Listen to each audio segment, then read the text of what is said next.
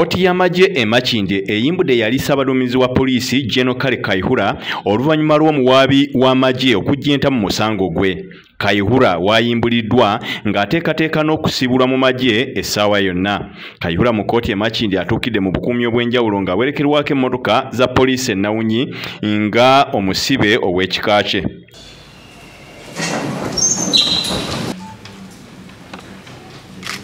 Oludda oluwaabi nga lukulemberwa mu Major File Mugisha lusoose kutegeeza kkooti nti lulina ekiragiro okuva ewakulira okuwaaba mu Maggye okujja mu musango gwa Kayihura era oluvannyuma ono asomye ekiwandiiko mwategeerezza nga bo batakyalina musango gwonna gwe bavunaana Kayihura okuggyako ng'akwatiddwa ku misango emirala.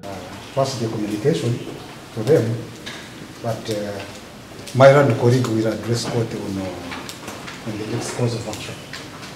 So obliged, my Lord. My Lord, I have instructions to withdraw charges against the accused person. And my Lord, this is evidenced by a duly signed nolle prosequi from the Director of Prosecution, dated 30th of August 2023. My Lord, it's upon those premises that we pray that the charges against the accused person be withdrawn. So pray, my Lord. From the Director of Prosecutions. Kayihura abadde avunaanibwa emisango esatu okuli okulemererwa okukuuma ebyokulwanyisa nga yalemwa okulaga engeri gye yabigabirangamu ebitongole eby'enjawulo eby'ebyokwerinda bye yaduumiranga. Mu ngeri y'emu ono abadde avunaanibwa okugabira abantu emmundu nga tebateekeddwa kufuna mmundu nga mu bano mwe mwali ne Abdallah Kitatta eyali omuyima w'ekibiina kya bodaboda 210. Mu misango emirala ono abadde avunaanibwa gwa kwekobaana n'okuyambako mu kuwamba abanoonyi b'obubudamu okuva e Rwanda emisango gyonna Kayihura gye yeegaana. Kayihura abadde omusanyufu bannamawulire bwe boogeddeko naye bw'ati bw'ategeezezza. So there is no harm in at least first of all telling you that I'm extremely happy. I've never been this happy because I've got justice and I've got freedom. And it's not the kind of freedom that you have. This is sweet freedom. Sweet freedom. You can't imagine.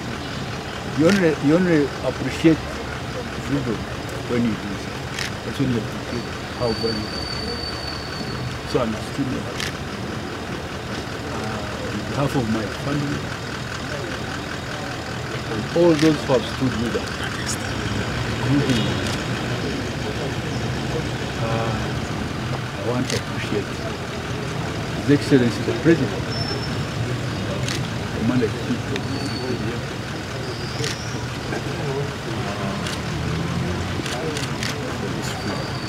and at long last, I want to appreciate the court, the General Court Marshal,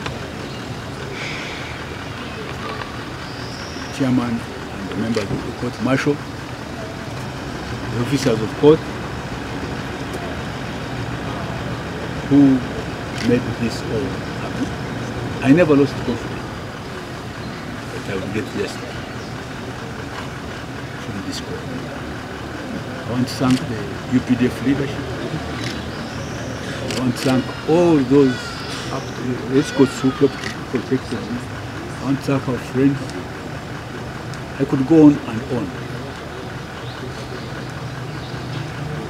So, just know that I'm extremely happy. General, and it's a great, and above all, I want to thank God who has sustained me and who has, by His grace, made us possible. Gen Kale Kahiyura abadde avunaanibwa wamu n'abaserikale okuli Joel Agaba, Nixon Gasirwe, James Magada, Benon Atwebembeiri, Abel Tumukunde, Faizo Katende ne Amon Kwarisima. Mu balala babadde avunaanibwa nabo kuliko munnansi w'e Rwanda Rin Lutagunjira ne Bahati Mugenga munnansi w'e Congo era bano tebabadde mu kkooti nga kati be basigadde ku fayiro eno.